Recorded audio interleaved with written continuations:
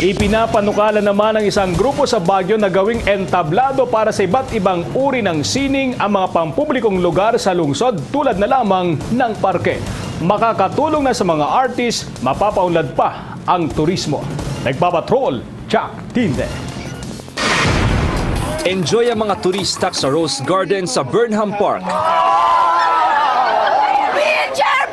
Nagsilbing entablado ang naturang parke para sa iba't ibang uri ng sining. May nag-flash mob, kumanta, at umarte. Patok ang mga naglilibot na cosplayers. May chalk art at freedom wall din. Ang mga aktibidad dito ay inilunsad ng grupong Espasyo.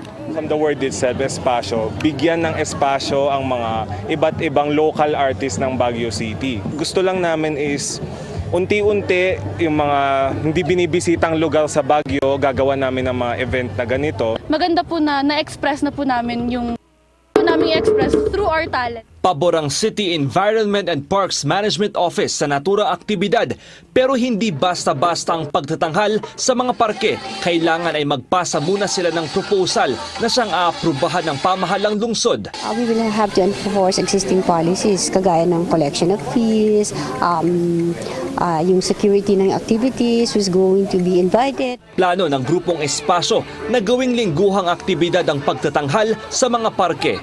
Chuck Tinte, ABS-CBN News.